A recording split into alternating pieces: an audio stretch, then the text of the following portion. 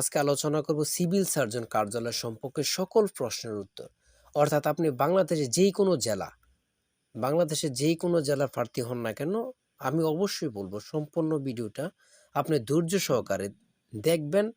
আপনার পরীক্ষায় এখান থেকে 5 মার্ক আপনি কমন পাবেন ইনশাল্লাহ। আজকে আলোচনা করব সাহিত্যকর্ম ও রুচিয়তা নিয়ে। এই অধ্যায় থেকে আপনার 5টি মার্ক আপনি কমন পাবেন। অবশ্যই বলবো আমার সাথে থেকে সম্পূর্ণ ভিডিওটা দেখলে আপনার সকল কিছু ক্লিয়ার হয়ে যাবে।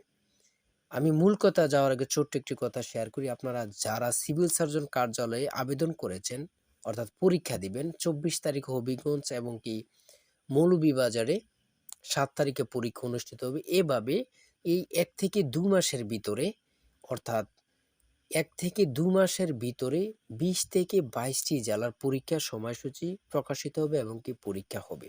তাই অবশ্যই বলবো আপনাদের জন্য গুছিয়ে বিগত সালের প্রশ্ন নিয়ে চূড়ান্তভাবে সাজেশন তৈরি করা হয়েছে। আমরা অনেকগুলো ছাড় মিলিয়ে একটি চূড়ান্ত সাজেশন তৈরি করেছি। এখান থেকে আপনি শতভাগ কমন পাবেন।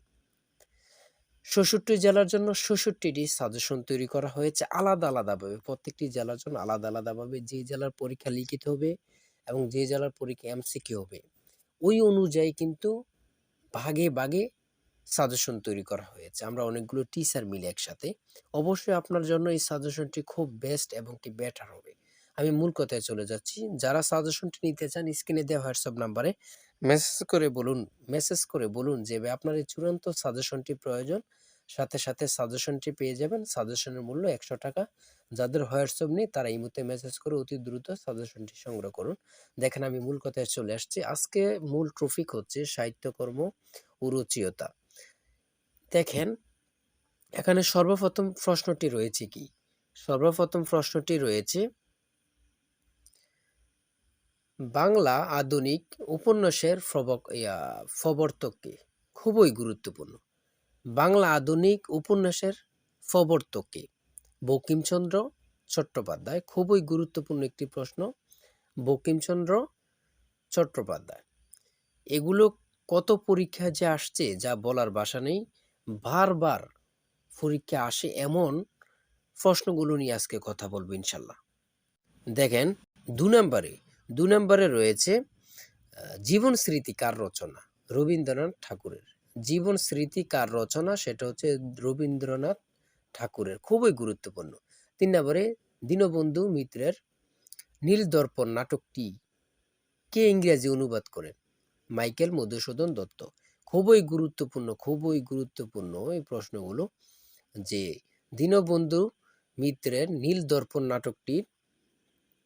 নাটকটি কে ইংরেজিতে অনুবাদ করেন? এটা কিন্তু খুব গুরুত্বপূর্ণ। বিশেষ করে অনেক চাকরির পরীক্ষা আসতেছে, যে কোনো চাকরির পরীক্ষায় এই প্রশ্নটি আসতেছে। এটা খুবই গুরুত্বপূর্ণ। তারপরে চলুন দেখি।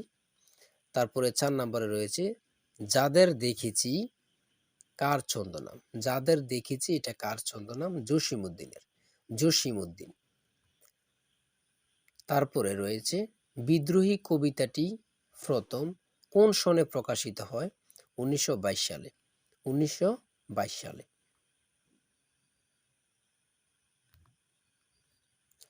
তারপরে দেখুন 6 নম্বরে আছে বিদ্রোহী কবিতাটি প্রথম কোন পত্রিকায় প্রকাশিত হয়? সাপ্তাহিক বিজলি। খুবই গুরুত্বপূর্ণ। 7 নম্বরে আগুন ফাঁকি উপন্যাসের রচয়িতাকে? হাসান আজিজুল হক।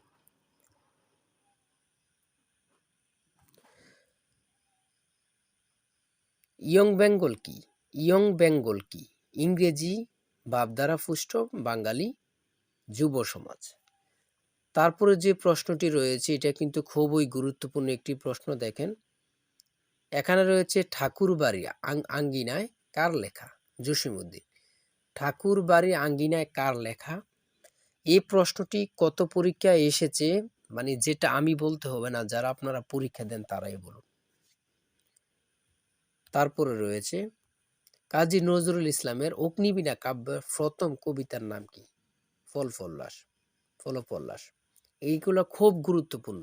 প্রত্যেকটি প্রশ্ন অর্থাৎ খুবই গুরুত্বপূর্ণ প্রশ্নগুলো এখানে নিয়ে আজকে আসছে। দীনবন্ধু 11 নম্বরে রয়েছে দীনবন্ধু মিত্রের নীলদর্পণ নাটকটি প্রথম কোথা থেকে প্রকাশিত হয়? ঢাকা থেকে। খুব গুরুত্বপূর্ণ, ঢাকা থেকে। এই প্রশ্নটি আমি অনেক চাকরি পরীক্ষা আসতে দেখেছি। আমি অনেক প্রশ্নের সমাধান করি, তার জন্য বুঝতে পারি। দেখেন, নদী ও নারী, নদী ও নারী। এই প্রশ্নটি কি বলবো? যদি ১০০টি পরীক্ষা হয়, এই প্রশ্নটি মনে ৪০ থেকে ৫০-৬০% আসেই। নদী ও নারী উপন্যাসের রচয়িতা কে? হুমায়ুন কবির। হুমায়ুন কবির।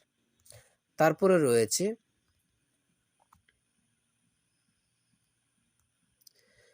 রামরাম বসু কোন বিখ্যাত কলেজের শিক্ষক ছিলেন? Fort William college. Fort William কলেজের।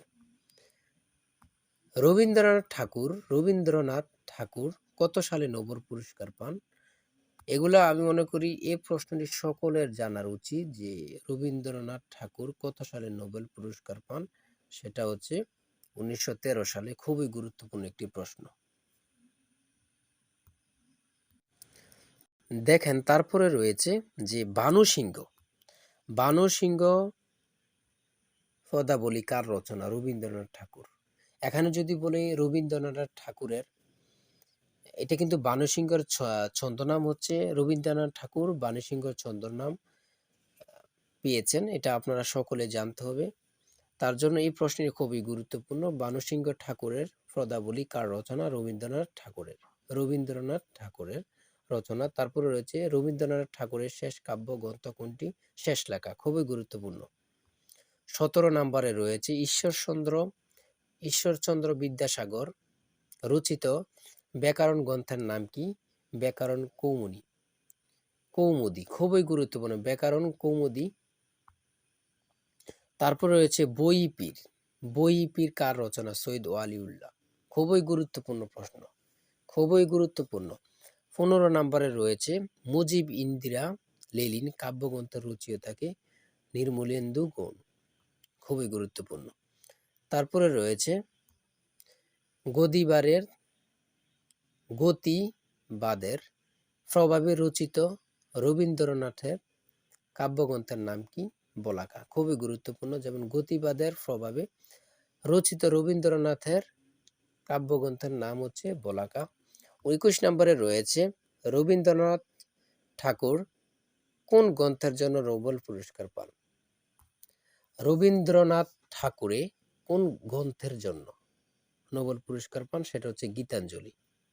খুবই গুরুত্বপূর্ণ, সেটা হচ্ছে গীতাঞ্জলি। রবীন্দ্রনাথ ঠাকুর তার কোন গ্রন্থটি কাজী নজরুল ইসলামকে উৎসর্গ করেছেন? সেটা হচ্ছে বসন্ত। খুবই গুরুত্বপূর্ণ। তারপরে রয়েছে কাজী নজরুল ইসলামের প্রথম প্রকাশিত রচনার নাম কি? বাউন্ডুলের আত্মকাহিনী। খুবই গুরুত্বপূর্ণ, বাউন্ডুলের আত্মকাহিনী।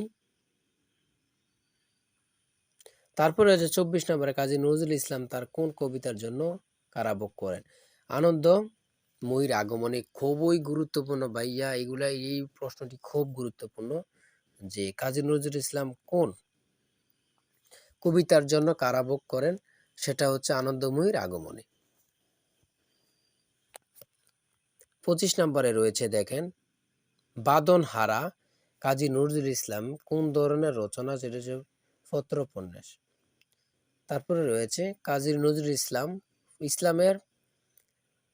নজরুল ইসলামের প্রথম কাব্যগ্রন্থের নাম কি? সেটা হচ্ছে অগ্নিবীণা। খুবই গুরুত্বপূর্ণ, খুবই গুরুত্বপূর্ণ, খুব। তারপরে রয়েছে মহাপৃথিবী কাব্যগ্রন্থটি কার লেখা?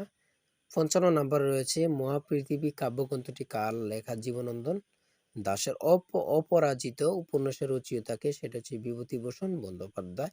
দেখেন, আজকে এই পর্যন্তই। নেক্সট ভিডিওর জন্য আপনারা অপেক্ষা থাকুন, ইনশাআল্লাহ অতি শীঘ্রই দেওয়া হবে। আমি স্টেপ বাই স্টেপ এখন দিচ্ছি বাংলা, ইংরেজি, গণিত, সাধারণ জ্ঞান সকল কিছু নিয়ে ভিডিও দিব। তাই অবশ্যই আমার চ্যানেলে সাবস্ক্রাইব করে পাশে থাকবেন পরবর্তী ভিডিওটা পাওয়ার জন্য। সবাই ভালো থাকবেন, সুস্থ থাকবেন। আল্লাহ হাফেজ।